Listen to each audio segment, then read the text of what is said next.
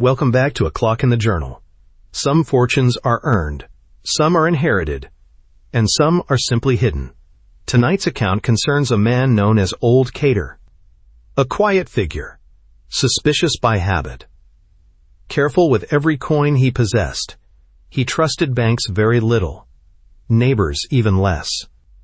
And so the rumor spread that somewhere, within the walls of his modest home, a fortune waited. Gold. Notes. Savings gathered over a lifetime. When the old man dies, the question begins to circulate. Where did the money go?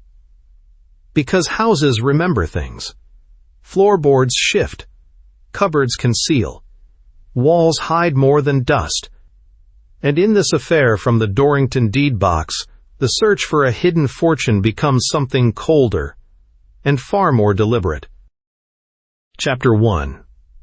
The firm of Dorrington and Hicks had not been constructed at the time when this case came to Dorrington's hand. Dorrington had barely emerged from the obscurity that veils his life before some 10 years ago, and he was at this time a needier adventurer than he had been at the period of any other of the cases I have related. Indeed, his illicit gains on this occasion would seem first to have set him on his feet and enabled him first to cut a fair exterior figure. Whether or not he had developed to the full the scoundrelism that first brought me acquainted with his trade, I do not know. But certain it is that he was involved at the time in transactions wretchedly ill-paid, on behalf of one Flint, a ship stores dealer at Deptford, an employer whose record was never a very clean one. This Flint was one of an unpleasant family. He was nephew to Old Cater, the wharfinger, and private usurer, and cousin to another Cater, whose name was Paul, and who was also a usurer, though he variously described himself as a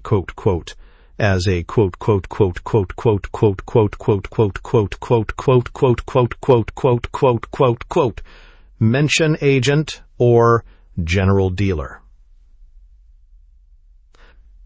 Indeed, he was a general dealer, if the term may be held to include a dealer in whatever would bring him gain, and who made no great punctilio in regard to the honesty or otherwise of his transactions. In fact, all three of these pleasant relatives had records of the shadiest, and all three did whatever in the way of money-lending, mortgaging, and blood-sucking came in their way. It is, however, with Old Cater, Jerry Cater, he was called, that this narrative is in the first place concerned. I got the story from a certain Mr. Sinclair, who for many years acted as his clerk and debt collector. Old Jerry Cater lived in the crooked and decaying old house over his wharf by Bermondsey Wall, where his father had lived before him. It was a grim and strange old house, with long shut loft doors in upper floors, and hinged flaps in sundry rooms that, when lifted, gave startling glimpses of muddy water washing among rotten piles below. Not once in 6 months now did a barge land its load at Cater's wharf, and no coasting brig ever lay alongside. For, in fact, the day of Cater's wharf was long past, and it seemed indeed that few more days were left for old Jerry Cater himself. For 78 years old, Jerry Cater had led a life useless to himself and to everybody else, though his own belief was that he had profited considerably. Truly, if one counted nothing but the money the old miser had accumulated, then his profit was large indeed.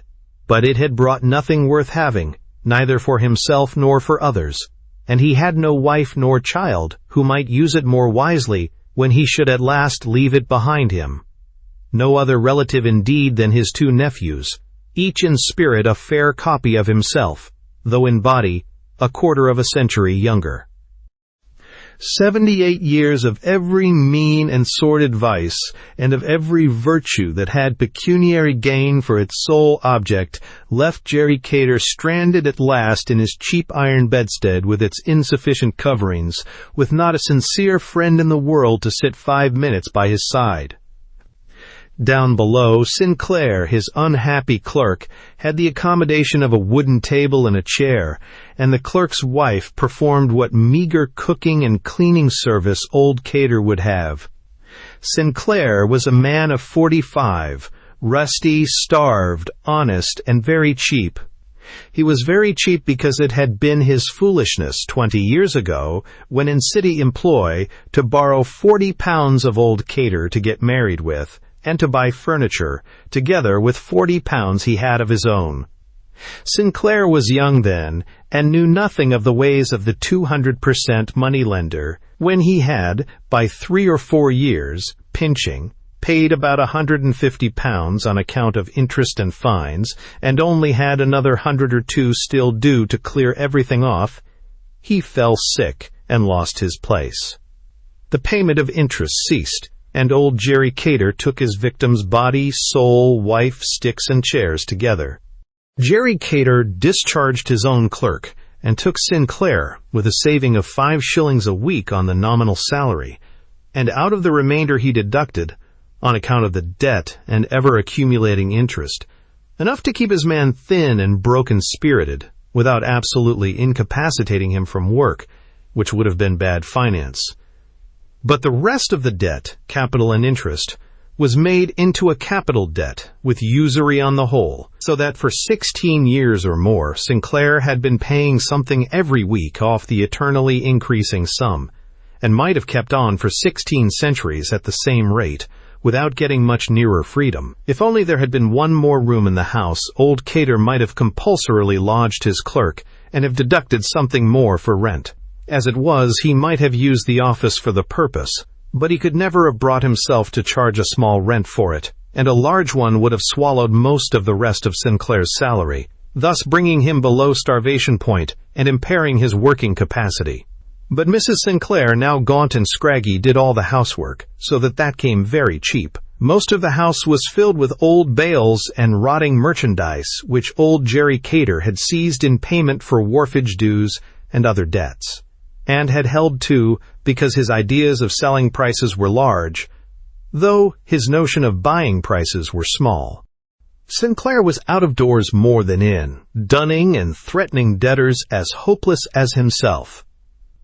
And the household was completed by one Samuel Greer, a squinting man of grease and rags, within 10 years of the age of old Jerry Cater himself. Greer was wharf hand, messenger, and personal attendant on his employer, and with less opportunity, was thought to be near as bad a scoundrel as Cater. He lived and slept in the house, and was popularly supposed to be paid nothing at all, though his patronage of the Ship and Anchor, hard by, was as frequent as might be. Old Jerry Cater was plainly not long for this world. Ailing for months, he at length gave in and took to his bed. Greer watched him anxiously and greedily, for it was his design, when his master went at last, to get what he could for himself. More than once during his illness, old Cater had sent Greer to fetch his nephews. Greer had departed on these errands, but never got farther than the next street. He hung about a reasonable time, perhaps in the Ship and Anchor, if funds permitted, and then returned to say that the nephews could not come just yet. Old Cater had quarreled with his nephews, as he had with everybody else, some time before, and Greer was resolved, if he could, to prevent any meeting now, for that would mean that the nephews would take possession of the place, and he would lose his chance of convenient larceny when the end came. So it was that neither nephew knew of old Jerry Cater's shaky condition. Before long, finding that the old miser could not leave his bed, indeed he could scarcely turn in it, Greer took courage, in Sinclair's absence, to poke about the place in search of concealed sovereigns. He had no great time for this, because Jerry Cater seemed to have taken a great desire for his company, whether for the sake of his attendance or to keep him out of mischief was not clear. At any rate, Greer found no concealed sovereigns, nor anything better than might be sold for a few pence at the rag shop. Until one day, when old Cater was taking alternate fits of restlessness and sleep, Greer ventured to take down a dusty old pickle jar from the top shelf in the cupboard of his master's bedroom. Cater was dozing at the moment, and Greer, tilting the jar toward the light, saw within a few doubled papers, very dusty. He snatched the papers out, stuffed them into his pocket, replaced the jar, and closed the cupboard door hastily. The door made some little noise, and old Cater turned and woke, and presently he made a shift to sit up in bed, while Greer scratched his head as innocently as he could, and directed his divergent eyes to parts of the room as distant from the cupboard as possible.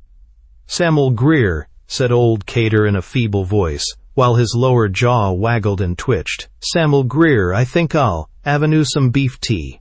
He groped tremulously under his pillow, turning his back to Greer, who tiptoed and glared variously over his master's shoulders.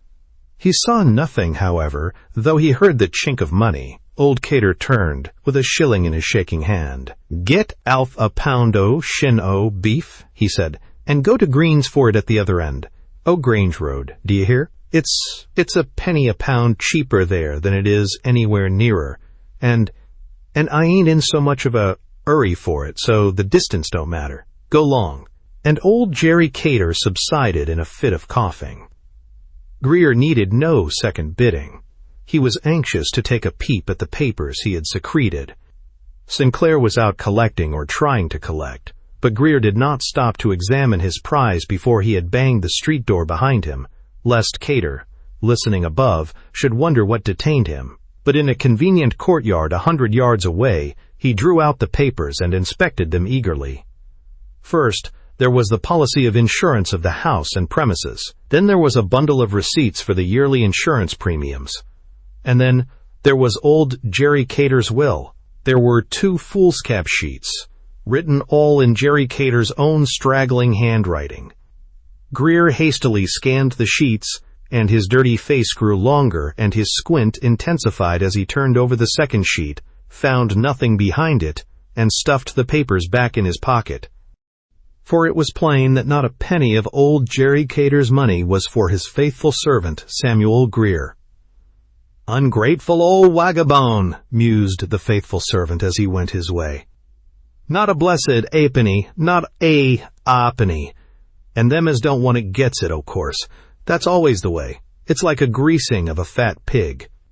I shall avenue to get what I can, while I can, that's all." And so ruminating, he pursued his way to the butcher's in Grange Road. Once more on his way there, and twice on his way back, Samuel Greer stepped into retired places to look at those papers again, and at each inspection he grew more thoughtful. There might be money in it yet. Come, he must think it over. The front door being shut, and Sinclair probably not yet returned, he entered the house by a way familiar to the inmates, a latch door giving on to the wharf. The clock told him that he had been gone nearly an hour, but Sinclair was still absent. When he entered old Cater's room upstairs, he found a great change. The old man lay in a state of collapse, choking with a cough that exhausted him. And for this there seemed little wonder, for the window was open, and the room was full of the cold air from the river. "What yer been openin' the winder for?" asked Greer in astonishment. "It's enough to give ye your death."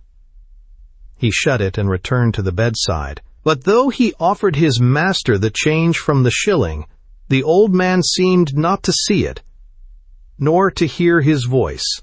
"Well, if you won't, don't," observed Greer with some alacrity, pocketing the coppers, "but I'll bet he'll remember right enough presently. Stay, 'ere," he added, bending over the bed.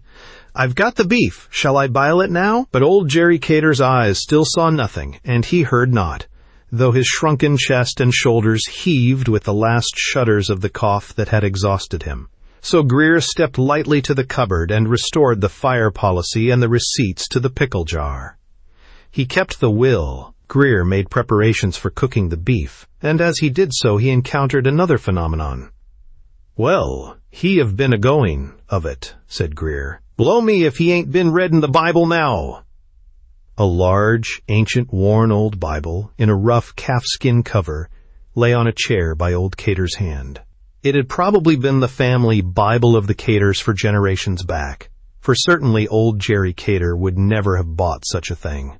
For many years it had accumulated dust on a distant shelf among certain out-of-date account books, but Greer had never heard of its being noticed before.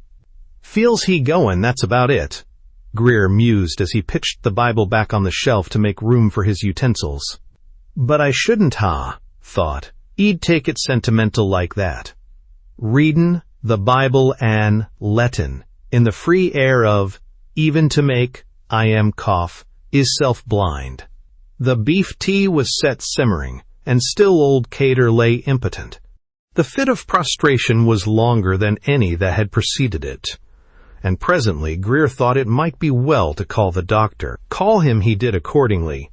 The surgery was hard by, and the doctor came. Jerry Cater revived a little, sufficiently to recognize the doctor, but it was his last effort. He lived another hour and a half. Greer kept the change and had the beef tea as well. The doctor gave his opinion that the old man had risen in delirium and had expended his last strength in moving about the room and opening the window. Chapter 2. Samuel Greer found somewhere near £2 in silver in the small canvas bag under the dead man's pillow. No more money, however, rewarded his hasty search about the bedroom, and when Sinclair returned, Greer set off to carry the news to Paul Cater, the dead man's nephew. The respectable Greer had considered well the matter of the will, and saw his way, he fancied, at least to a few pounds by way of compensation for his loss of employment and the ungrateful forgetfulness of his late employer. The 2 sheets comprised, in fact, not a simple will merely, but a will and a codicil, each on one of the sheets, the codicil being a year or 2 more recent than the will. Nobody apparently knew anything of these papers, and it struck Greer that it was now in his power to prevent anybody learning, unless an interested party were disposed to pay for the disclosure. That was why he now took his way toward the establishment of Paul Cater, for the will made Paul Cater not only sole executor but practically sole legatee. Wherefore Greer carefully separated the will from the codicil, intending the will alone for sale to Paul Cater. Because, indeed, the codicil very considerably modified it, and might form the subject of independent commerce. Paul Cater made a less miserly show than had been the wont of his uncle. His house was in a street in Pimlico, the ground-floor front room of which was made into an office, with a wire blind carrying his name in gilt letters. Perhaps it was that Paul Cater carried his covetousness to a greater refinement than his uncle had done, seeing that a decent appearance is a commercial advantage by itself, bringing a greater profit than miserly habits could save. The man of general dealings was balancing his books when Greer arrived, but at the announcement of his uncle's death he dropped everything. He was not noticeably stricken with grief, unless a sudden seizure of his hat and a roaring aloud for a cab might be considered as indications of affliction. For, in truth, Paul Cater knew well that it was a case in which much might depend on being first at Bermondsey Wall. The worthy Greer had scarce got the news out before he found himself standing in the street while Cater was giving directions to a cabman. "Here, you come in too," said Cater, and Greer was bustled into the cab. It was plainly a situation in which half-crowns should not be too reluctantly parted with. So Paul Cater produced one and presented it. Cater was a strong-faced man of 50-odd, with a tight-drawn mouth that proclaimed everywhere a tight fist, so that the unaccustomed passing over of a tip was a noticeably awkward and unspontaneous performance, and Greer pocketed the money with little more acknowledgment than a growl. "Do you know where he put the will?" asked Paul Cater with a keen glance.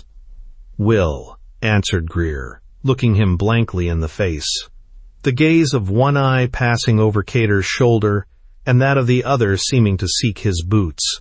"Will? P'raps he never made one." "Didn't he?" "That 'ud mean lawfully as the property would come to you and Mr. Flint, arvays.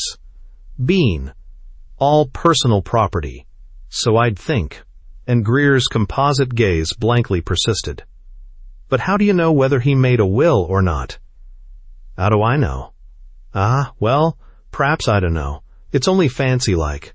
I just put it to you. That's all. It'd be divided atween the 2 of you." Then, after a long pause, he added, "But lor, it'd be a pretty fine thing for you if he did leave a will, and willed it all to you, wouldn't it? Mighty fine thing. And it'd be a mighty fine thing for Mr. Flint if there was a will leaving it all to him, wouldn't it? Pretty fine thing." Cater said nothing, but watched Greer's face sharply. Greer's face, with its greasy features and its irresponsible squint, was as expressive as a brick. They traveled some distance in silence. Then Greer said musingly, "Ah, a will like that. 'Ud be a mighty fine thing. What, 'ud you be disposed to give for it now?" "Give for it? What do you mean?" "If there's a will, there's an end to it. Why should I give anything for it?" Just so," replied Greer, with a complacent wave of the hand. "Why should you?" "No reason at all, unless you couldn't find it without giving something." "See here now," said Cater sharply, "let us understand this. Do you mean that there is a will, and you know that it is hidden, and where it is?" Greer's squint remained impenetrable. "Hidden? Lor! How should I know if it was hidden? I was a-puttin' of a case to you." "Because," Cater went on, disregarding the reply, "if that's the case, the sooner you out with the information, the better it'll be for you. Because there are ways of making people give up information of that sort for nothing." "Yes, o' course," replied the imperturbable Greer. "O' course there is. And quite right, too. It's a fine thing, is the lar. A mighty fine thing." The cab rattled over the stones of Bermondsey Wall, and the two alighted at the door, through which old Jerry Cater was soon to come feet first. Sinclair was back, much disturbed and anxious. At sight of Paul Cater, the poor fellow, weak and broken-spirited, left the house as quietly as he might. For years of grinding habit had inured him to the belief that in reality old Cater had treated him rather well, and now he feared the probable action of the heirs. "Who was that?" asked Paul Cater of Greer. "Wasn't it the clerk that owed my uncle the money?" Greer nodded. "Then he's not to come here again. Do you hear? I'll take charge of the books and things. As to the debt, well, I'll see about that after. And now look here." Paul Cater stood before Greer and spoke with decision. "About that will now. Bring it." Greer was not to be bluffed. "Where from?" he asked innocently. "Will you stand there and tell me you don't know where it is? Maybe I'd best stand here and tell you what pays me best." "Pay you? How much more do you want?"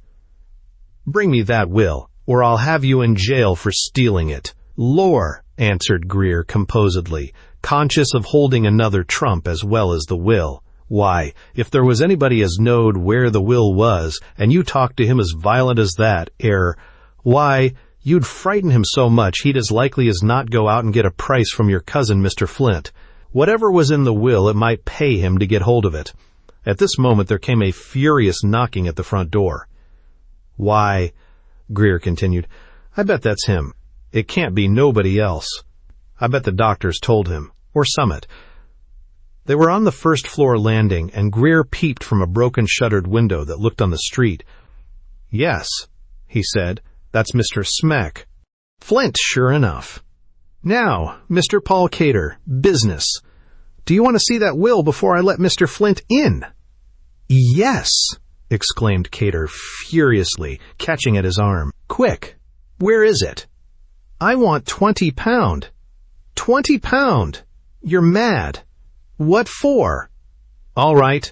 If I'm mad, I'll go and let Mr. Flint in." The knocking was repeated, louder and longer. "No," cried Cater, getting in his way. "You know you mustn't conceal a will. That's law. Give it up." "What's the law that says I must give it up to you, 'stead of your cousin? If there's a will, it may say anything, in your favor or out of it. If there ain't, you'll get Alf. The will might give you more, or it might give you less, or it might give you nothink. £20 for first look at it, for Flint comes in, and do what you like with it, for he knows anythink about it." Again the knocking came at the door, this time supplemented by kicks. "But I don't carry £20 about with me," protested Cater, waving his fists. "Give me the will and come to my office for the money tomorrow." "No tick for this sort of job," answered Greer decisively. "Sorry I can't oblige you. I'm going, down to the front door," and he made as though to go. "Well, look here," said Cater desperately, pulling out his pocketbook. "I've got a note or two, I think." "How much?" asked Greer, calmly laying hold of the pocketbook. 2 at least. 2 fivers. Well, I'll let it go at that. Give us hold. He took the notes and pulled out the will from his pocket. Flint, outside, battered the door once more. "Why," exclaimed Cater as he glanced over the sheet, "I'm sole executor, and I get the lot. Who are these witnesses?" "Oh, they're all right. Longshore hands just hereabout." "You'll get 'em any day at the Ship and Anchor." Cater put the will in his breast pocket. "You'd best get out of this, my man," he said. "You've had me for £10, and the further you get from me, the safer you'll be." "What?" said Greer with a chuckle. "Not even grateful! Shockin'!" He took his way downstairs, and Cater followed. At the door, Flint, a counterpart of Cater, except that his dress was more slovenly, stood ragefully. "Ah, cousin," said Cater, standing on the threshold and preventing his entrance, "this is a very sad loss." "Sad loss," Flint replied with disgust. "A lot you think of the loss. As much as I do, I reckon. I want to come in." "Then you shan't," Cater replied with a prompt change of manner. "You shan't. I'm sole executor, and I've got the will in my pocket." He pulled it out sufficiently far to show the end of the paper, and then returned it. "As executor, I'm in charge of the property, and responsible. It's vested in me till the will's put into effect. That's law. And it's a bad thing for anybody to interfere with an executor. That's law, too." Flint was angry, but cautious. "Well," he said, "you're uncommon high, with your will and your executor's law and your sad loss, I must say. What's your game?" For answer, Cater began to shut the door. "Just you look out," cried Flint. "You haven't heard the last of this. You may be executor, or it may be a lie. You may have the will, or you may not. Anyway, I know better than to run the risk of putting myself in the wrong now. But I'll watch you, and I'll watch this house, and I'll be about when the will comes to be proved. And if that ain't done quick, I'll apply for administration myself, and see the thing through." Chapter 3. Samuel Greer sheered off as the cousinly interview ended, well satisfied with himself. £10 was a fortune to him, and he meant having a good deal more. He did nothing further till the following morning, when he presented himself at the shop of Jarvis Flint. "Good mornin', Mr. Flint," said Samuel Greer, grinning and squinting affably. "I couldn't help noticin', as you had a few words yesterday with Mr. Cater after the sad loss. Well, it 'appens as I've seen the will as Mr. Cater was talkin' of, and I thought p'raps it'd save you makin' mistakes if I told you of it." "What about it?" Jarvis Flint was not disposed to accept Greer altogether on trust. "Well, it do seem a scandalous thing, certainly, but what Mr. Cater said was right. He do take the personal property subject to debts, and he do take the freehold primses, and he is the agrun, executor." "Was the will witnessed?" "Yes, 2 waterside chaps well knowed thereabouts." "Was it made by a lawyer?" "No, all in the lamented corpses and writin'." "Umph." Flint maintained his hard stare in Greer's face. "Anything else?" "Well, no, Mr. Flint, sir, p'raps not, but I wonder if there might be sich a thing as a codicil." "Is there?" "Oh, I was a-wonderin', that's all. It might make a deal o' difference in the will, mightn't it? And p'raps Mr. Cater mightn't know anything about the codicil." "What do you mean? Is there a codicil?"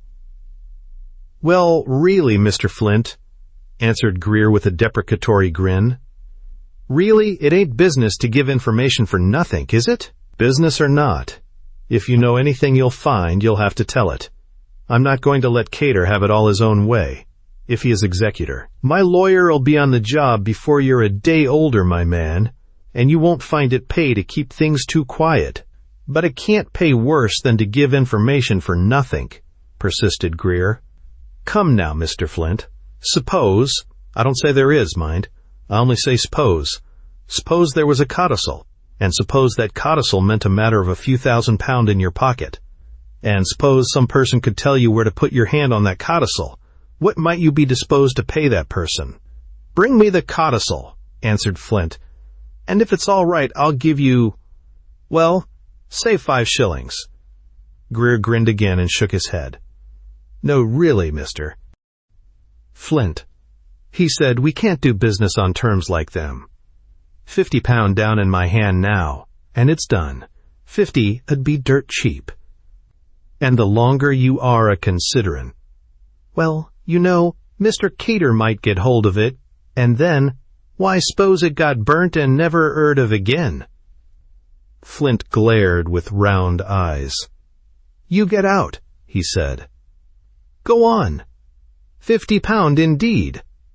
£50, without my knowing whether you're telling lies or not. Out you go. I know what to do now, my man. Greer grinned once more and slouched out. He had not expected to bring Flint to terms at once. Of course the man would drive him away at first, and, having got scent of the existence of the codicil, and supposing it to be somewhere concealed about the old house at Bermondsey Wall, he would set his lawyer to warn his cousin that the thing was known, and that he, as executor, would be held responsible for it. But the trump card, the codicil itself, was carefully stowed in the lining of Greer's hat, and Cater knew nothing about it. Presently Flint, finding Cater obdurate, would approach the wily Greer again, and then he could be squeezed. Meanwhile the hat lining was as safe a place as any in which to keep the paper. Perhaps Flint might take a fancy to have him waylaid at night and searched, in which case a pocket would be an unsafe repository. Flint, on his part, was in good spirits. Plainly there was a codicil, favorable to himself. Certainly he meant neither to pay Greer for discovering it, at any rate no such sum as £50, nor to abate a jot of his rights. Flint had a running contract with a shady solicitor named Lugg, in accordance with which Lugg received a yearly payment and transacted all his legal business, consisting chiefly of writing threatening letters to unfortunate debtors. Also, as I think I have mentioned, Dorrington was working for him at the time, and working at very cheap rates. Flint resolved, to begin with, to set Dorrington and Lugg to work. But first, Dorrington, who, as a matter of fact, was in Flint's back office during the interview with Greer. Thus it was that in an hour or two, Dorrington found himself in active pursuit of Samuel Greer, with instructions to watch him closely, to make him drunk if possible, and to get at his knowledge of the codicil by any means conceivable. Chapter 4. On the morning of the day after his talk with Flint, Samuel Greer ruminated doubtfully on the advisability of calling on the ship store dealer again, or waiting in dignified silence till Flint should approach him. As he ruminated, he rubbed his chin, and so rubbing it found it very stubbly. He resolved on the luxury of a penny shave, and, as he walked the street, kept his eyes open for a shop where the operation was performed at that price. Mr. Flint, at any rate, could wait till his chin was smooth. Presently, in a turning by Abbey Street, Bermondsey, he came on just such a barber's shop as he wanted. Within, 2 men were being shaved already, and another waiting, and Greer felt himself especially fortunate in that 3 more followed at his heels. He was ahead of their turns anyhow, so he waited patiently. The man whose turn was immediately before his own did not appear to be altogether sober. A hiccough shook him from time to time. He grinned with a dull glance at a comic paper held upside down in his hand, and when he went to take his turn at a chair, his walk was unsteady. The barber had to use his skill to avoid cutting him, and he opened his mouth to make remarks at awkward times. Then Greer's turn came at the other chair, and when his shave was half completed, he saw the unsteady customer rise, pay his penny, and go out. "Beginnin' early in the mornin'," observed one customer. The barber laughed. "Yes," he said, "he wants to get a proper bust on before he goes to bed, I suppose?" Samuel Greer's chin being smooth at last, he rose and turned to where he had hung his hat. His jaw dropped, and his eyes almost sprang out to meet each other as he saw a bare peg. The unsteady customer had walked off with the wrong hat, his hat, and the paper concealed inside. "Lor!" cried the dismayed Greer. "He's took my hat." All the shop full of men set up a guffaw at this. "Take, is then," said one. "It's a blame sight better one than yourn." But Greer, without a hat, rushed into the street, and the barber, without his penny, rushed after him. "Stop, I am!" shouted Greer distractedly. "Stop, thief!" Thus it was that Dorrington, at this time of a far less well-groomed appearance than was his later wont, watching outside the barber's, observed the mad bursting forth of Greer, followed by the barber. After the barber came the customers, one grinning furiously beneath a coating of lather. "Stop, I am!" cried Greer. "'E's got my 'at! Stop, I am!" "You pay me my money," said the barber, catching his arm. "Never mind your 'at. UCAN Avenue is. But just you pay me first. Leave go. You're responsible for lettin'. I am take it, I tell you. It's a special. At valuable. Leave go." Dorrington stayed to hear no more. 3 minutes before, he had observed a slightly elevated navvy emerge from the shop and walk solemnly across the street under a hat, manifestly a size or two too small for him. Now Dorrington darted down the turning which the man had taken. The hat was a wretched thing, and there must be some special reason for Greer's wild anxiety to recover it, especially as the navvy must have left another, probably better, behind him. Already Dorrington had conjectured that Greer was carrying the codicil about with him, for he had no place else to hide it, and he would scarcely have offered so confidently to negotiate over it if it had been in the Bermondsey Wall House, well in reach of Paul Cater. So he followed the elevated navvy with all haste. He might never have seen him again were it not that the unconscious bearer of the fortunes of Flint, and indeed Dorrington, hesitated for a little while whether or not to enter the door of a public house near St. Saviour's Dock. In the end he decided to go on, and it was just as he had started that Dorrington sighted him again. The navvy walked slowly and gravely on, now and again with a swerve to the wall or the curb, but generally with a careful and labored directness. Presently he arrived at a dock bridge, with a low iron rail. An incoming barge attracted his eye, and he stopped and solemnly inspected it. He leaned on the low rail for this purpose, and as he did so the hat, all too small, fell off. Had he been standing 2 yards nearer the center of the bridge, it would have dropped into the water. As it was, it fell on the quay, a few feet from the edge, and a dockman, coming toward the steps by the bridge side, picked it up and brought it with him. "Here you are, mate," said the dockman, offering the hat. The navvy took it in lofty silence and inspected it narrowly. Then he said, "'Ere, what's this? This ain't my 'at?" And he glared suspiciously at the dockman. "Ain't it?" answered the dockman carelessly. "All right, then. Keep it for the bloke it belongs to. I don't want it." "No," returned the navvy with rising indignation. "But I want mine, though. What you're done with it, eh? It ain't a rotten old, unlike this, None o' yer alflarks, just you, and it over, come on." "And what over?" asked the dockman, growing indignant in his turn. "You drops yer 'at over the bridge like some kid as can't take care of it, and I brings it up for ye. 'Steado, sayin' thank ye, like a man, ye asks me for another 'at.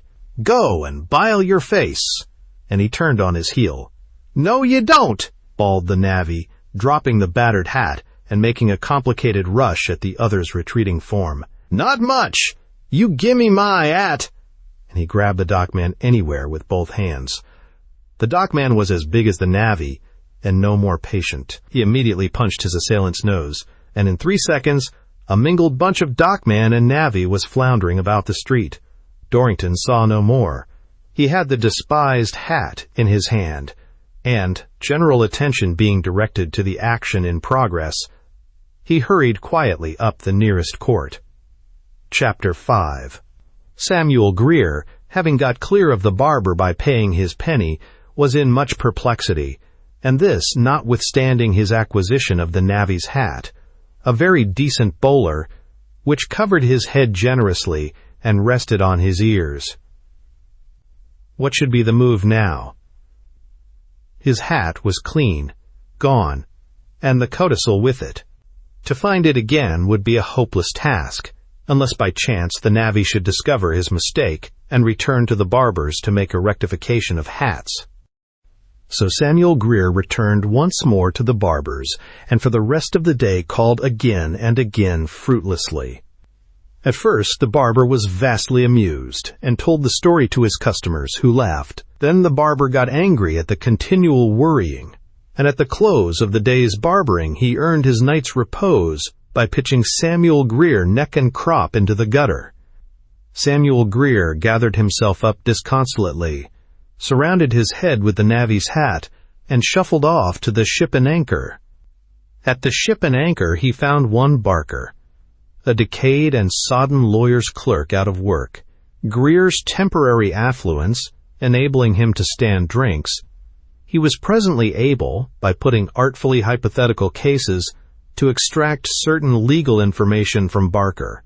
Chiefly he learned that if a will or a codicil were missing, it might nevertheless be possible to obtain probate of it by satisfying the court with evidence of its contents and its genuineness.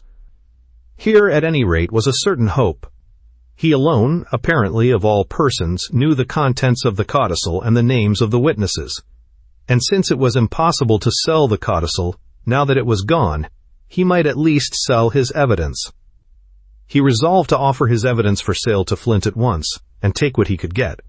There must be no delay, for possibly the navvy might find the paper in the hat and carry it to Flint, seeing that his name was beneficially mentioned in it, and his address given. Plainly the hat would not go back to the barber's now.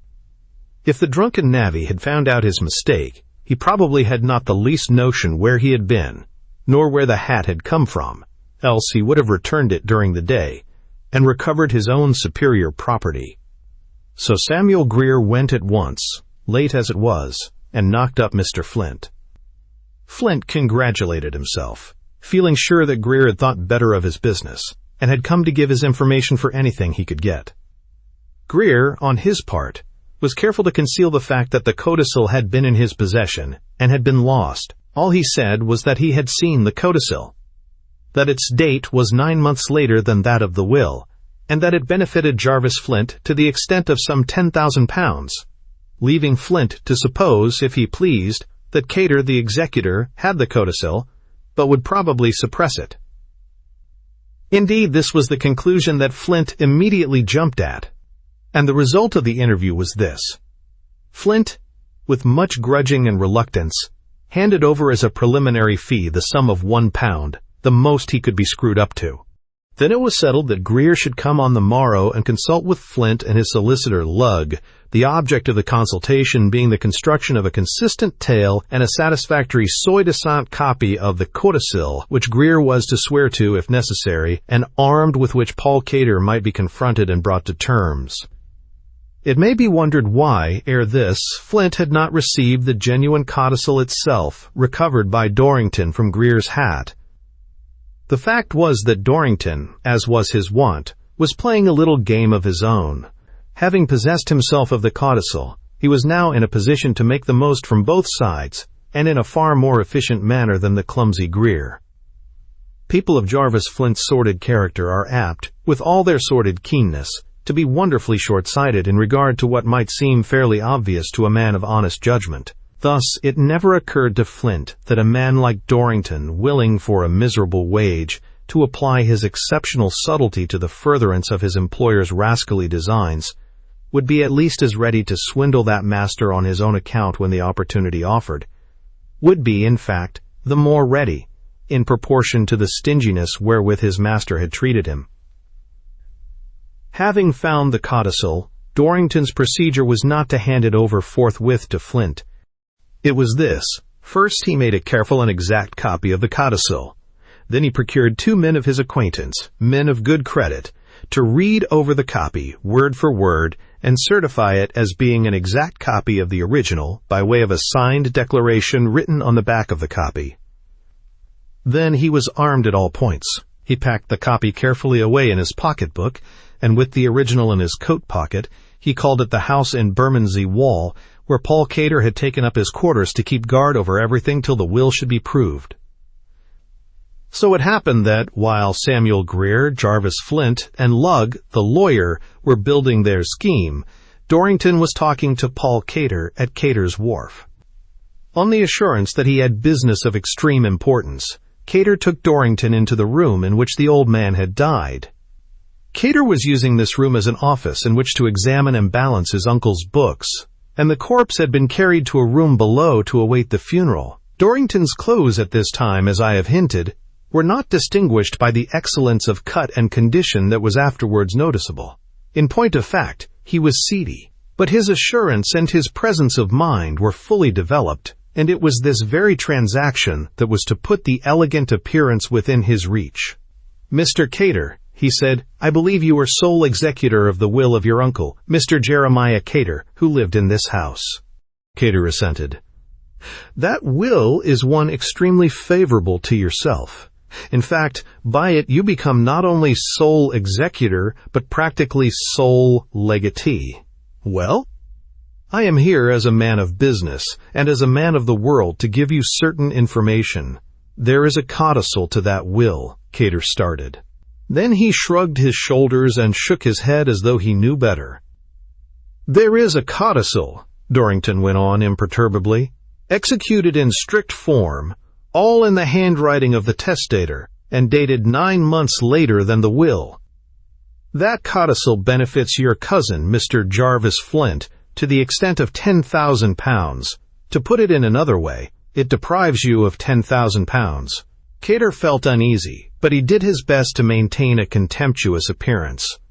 "You're rushing ahead pretty fast," he said, "talking about the terms of this codicil, as you call it. What I want to know is, where is it?" "That," replied Dorrington smilingly, "is a question very easily answered. The codicil is in my pocket." He tapped his coat as he spoke. Paul Cater started again, and now he was plainly discomposed. "Very well," he said with some bravado. "If you've got it, you can show it to me, I suppose." "Nothing easier," Dorrington responded affably. He stepped to the fireplace and took the poker. "You won't mind my holding the poker while you inspect the paper, will you?" he asked politely.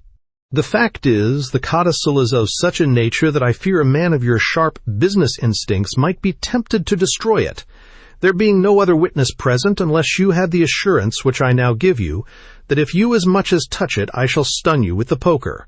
There is the codicil, which you may read with your hands behind you." He spread the paper out on the table, and Cater bent eagerly and read it, growing paler as his eye traveled down the sheet. Before raising his eyes, however, he collected himself, and as he stood up he said, with affected contempt, "I don't care a brass farthing for this thing. It's a forgery on the face of it." "Dear me," answered Dorrington placidly, recovering the paper and folding it up. "That's very disappointing to hear. I must take it round to Mr. Flint and see if that is his opinion." "No, you mustn't," exclaimed Cater desperately. "You say that's a genuine document. Very well, I'm still executor and you are bound to give it to me." "Precisely," Dorrington replied sweetly, "but in the strict interests of justice, I think Mr. Flint, as the person interested, ought to have a look at it first, in case any accident should happen to it in your hands. Don't you?" Cater knew he was in a corner, and his face betrayed it. "Come," said Dorrington in a more business-like tone. "Here is the case in a nutshell. It is my business, just as it is yours, to get as much as I can for nothing. In pursuance of that business, I quietly got hold of this codicil. Nobody but yourself knows I have it, and as to how I got it, you needn't ask, for I shan't to tell you. Here is the document, and it is worth £10,000 to either of two people, yourself and Mr. Flint, your worthy cousin. I am prepared to sell it at a very great sacrifice, to sell it dirt cheap, in fact, and I give you the privilege of first refusal, for which you ought to be grateful. £1,000 is the price, and that gives you a profit of £9,000 when you have destroyed the codicil, a noble profit of 900% at a stroke. Come, is it a bargain?" "What?" ejaculated Cater, astounded. £1,000? £1,000 exactly, replied Dorrington complacently. And a penny for the receipt stamp, if you want a receipt. Oh, said Cater, you're mad. £1,000. Why, it's absurd. Think so? Remarked Dorrington, reaching for his hat. Then I must see if Mr. Flint agrees with you, that's all. He's a man of business, and I never heard of his refusing a certain 900% profit yet. Good day. No, stop, yelled the desperate Cater. Don't go. Don't be unreasonable now. Say 500 and I'll write you a check. Won't do, answered Dorrington, shaking his head. 1,000 is the price, and not a penny less. And not by check. Mind. I understand all moves of that sort. Notes or gold. I wonder at a smart man like yourself expecting me to be so green. But I haven't the money here. Very likely not. Where's your bank? We'll go there and get it. Cater, between his avarice and his fears, was at his wits' end. Don't be so hard on me, Mr. Dorrington, he whined. I'm not a rich man, I assure you. You'll ruin me. Ruin you? What do you mean? I give you £10,000 for 1,000 and you say I ruin you. Really, it seems too ridiculously cheap. If you don't settle quickly, Mr. Cater, I shall raise my terms, I warn you. So it came about that Dorrington and Cater took cab together for a branch bank in Pimlico, whence Dorrington emerged with £1,000 in notes and gold, stowed carefully about his person, and Cater with the codicil to his uncle's will, which half an hour later he had safely burnt. Chapter 6. So much for the first half of Dorrington's operation. For the second half he made no immediate hurry. If he had been aware of Samuel Greer's movements and Lugg's little plot, he might have hurried. But as it was, he busied himself in setting up on a more respectable scale by help of his newly acquired money. But he did not long delay. He had the attested copy of the codicil, which would be as good as the original if properly backed with evidence in a court of law. The astute Cater, wise in his own conceit, just as was his equally astute cousin Flint, had clean overlooked the possibility of such a trick as this. And now all Dorrington had to do was to sell the copy for £1 more £1,000 to Jarvis Flint. It was on the morning of old Jerry Cater's funeral that he made his way to Deptford to do this, and he chuckled as he reflected on the probable surprise of Flint, who doubtless wondered what had become of his sweated inquiry agent when confronted with his offer. But when he arrived at the ship store shop, he found that Flint was out, so he resolved to call again in the evening. At that moment, Jarvis Flint, Samuel Greer, and Lugg the lawyer were at the house in Bermondsey Wall attacking Paul Cater. Greer, foreseeing probable defiance by Cater from a window, had led the party in by the wharf door, and so had taken Cater by surprise. Cater was in a suit of decent black, as befitted the occasion, and he received the news of the existence of a copy of the codicil he had destroyed, with equal fury and apprehension. "What do you mean?" he demanded. "What do you mean? I'm not to be bluffed like this. You talk about a codicil. Where is it? Where is it, eh?" "My dear sir," said Lugg peaceably. He was a small, snuffy man. "We are not here to make disturbances or quarrels or breaches of the peace. We are here on a strictly business errand, and I assure you it will be for your best interests if you listen quietly to what we have to say. Ahem! It seems that Mr. Samuel Greer here has frequently seen the codicil. Greer's a rascal, a thief, a scoundrel," cried the irate Cater, shaking his fist in the thick of Greer's squint. "He swindled me out of £10! Really, Mr. Cater," Lugg interposed. "You do no good by such outbursts, and you prevent my putting the case before you. As I was saying, Mr. Greer has frequently seen the codicil, and saw it, indeed, on the very day of the late Mr. Cater's decease. You may not have come across it, and indeed there may be some temporary difficulty in finding the original. But fortunately Mr. Greer took notes of the contents and of the witnesses' names, and from those notes I have been able to draw up this statement, which Mr. Greer is prepared to subscribe to, by affidavit or declaration, if by any chance you may be unable to produce the original codicil." Cater, seeing his £1,000 to Dorrington going for nothing, and now confronted with the fear of losing £10,000 more, could scarce speak for rage.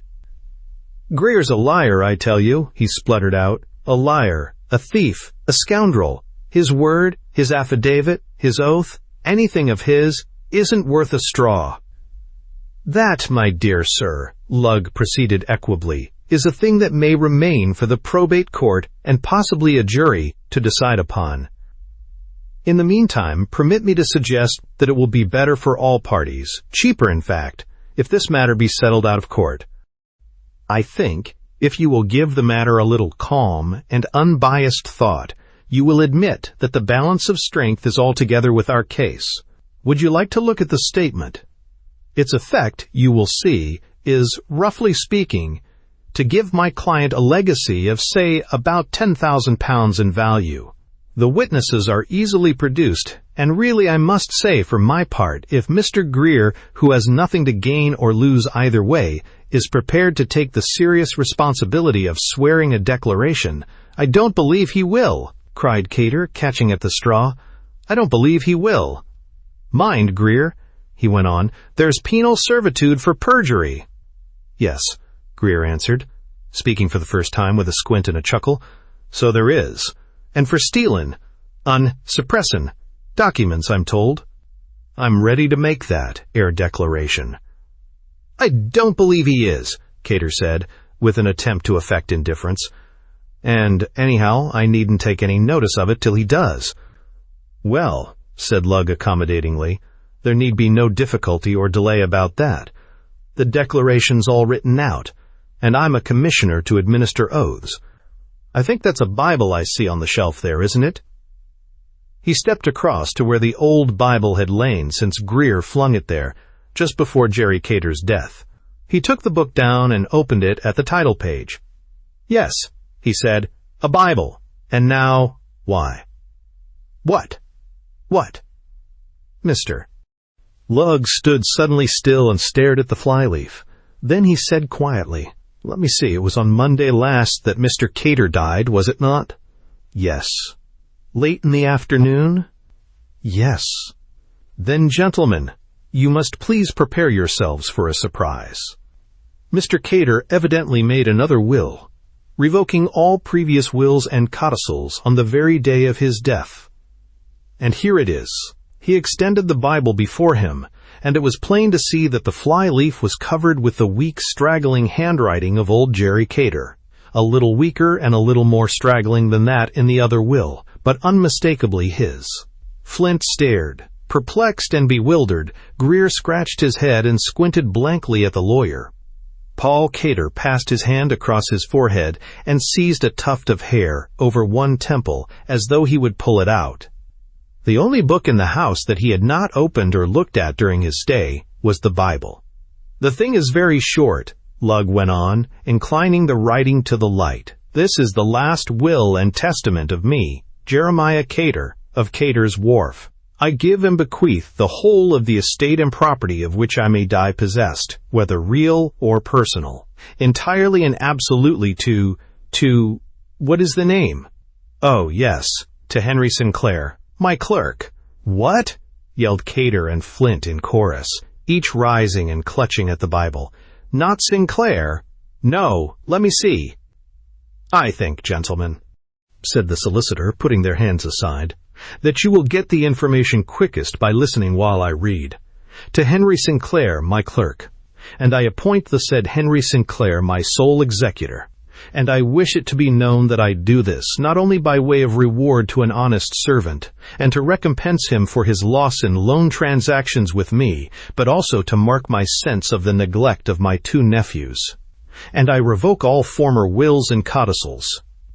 Then follows date and signature, and the signatures of witnesses, both apparently men of imperfect education. "But you're mad! It's impossible!" exclaimed Cater, the first to find his tongue. "He couldn't have made a will then. He was too weak. Greer knows he couldn't." Greer, who understood better than anybody else present the allusion in the will to the nephew's neglect, coughed dubiously, and said, "Well, he did get up while I was out. And when I got back, he had the Bible beside him. And he seemed pretty well knocked up with something. And The winder was wide open. I expect he opened it to holler out as well as he could to some chaps on the wharf, or somewhere to come up by the wharf door and do the witnessing. And, now I think of it, I expect he sent me out a purpose in case if I knowed I might get up to Summit with the will, he told me not to hurry. And I expect he about used himself up with the writin', and the hollerin', and the cold air and what not. Cater and Flint, greatly abashed, exchanged a rapid glance. Then Cater, with a preliminary cough, said hesitatingly, "Well now, Mr. Lugg, let us consider this. It seems quite evident to me, and no doubt it will to you, as my cousin's solicitor, it seems quite evident to me that my poor uncle could not have been in a sound state of mind when he made this very ridiculous will. Quite apart from all questions of genuineness, I've no doubt that a court would set it aside. And in view of that, it would be very cruel to allow this poor man Sinclair to suppose himself to be entitled to a great deal of money, only to find himself disappointed and ruined after all. You'll agree with that, I'm sure. So I think it will be best for all parties if we keep this thing to ourselves, and just tear out that fly-leaf and burn it, to save trouble. And on my part, one shall be glad to admit the copy of the codicil you have produced, and no doubt my cousin and I will be prepared to pay you a fee, which will compensate you for any loss of business and actions, eh?" Mr. Lugg was tempted, but he was no fool. Here was Samuel Greer at his elbow, knowing everything, and without a doubt, no matter how well bribed, always ready to make more money by betraying the arrangement to Sinclair. And that would mean inevitable ruin to Lugg himself, and probably a dose of jail. So he shook his head virtuously and said, "I couldn't think of anything of the sort, Mr. Cater, not for an instant. I am a solicitor, and I have my strict duties. It is my duty immediately to place this will in the hands of Mr. Henry Sinclair as sole executor. I wish you a good day, gentlemen." And so it was that old Jerry Kidder's money came at last to Sinclair. And the result was a joyful one, not only for Sinclair and his wife, but also for a number of poor debtors whose paper was part of the property. For Sinclair knew the plight of these wretches by personal experience, and was merciful, as neither Flint nor Paul Cater would have been. The two witnesses to the Bible turned out to be bargemen. They had been mightily surprised to be hailed from Jerry Cater's window by the old man himself, already looking like a corpse. They had come up, however, at his request, and had witnessed the will, though neither knew anything of its contents. But they were ready to testify that it was written in a Bible, that they saw Cater sign it, and that the attesting signatures were theirs. They had helped the old man back into bed, and next day they heard that he was dead. As for Dorrington, he had £1,000 to set him up in a gentlemanly line of business and villainy. Ignorant of what had happened, he attempted to tap Flint for another £1,000 as he had designed, but was met with revilings and an explanation. Seeing that the game was finished, Dorrington laughed at both the cousins and turned his attention to his next case.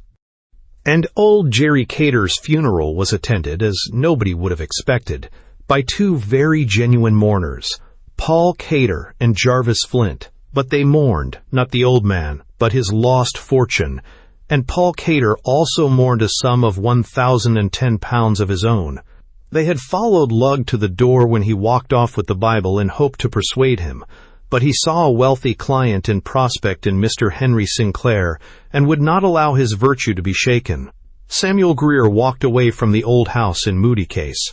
Plainly there were no more pickings available from old Jerry Cater's wills and codicils. As he trudged by St. Saviour's Dock, he was suddenly confronted by a large navvy with a black eye. The navvy stooped and inspected a peacock's feather eye that adorned the band of the hat Greer was wearing. Then he calmly grabbed and inspected the hat itself, inside and outside.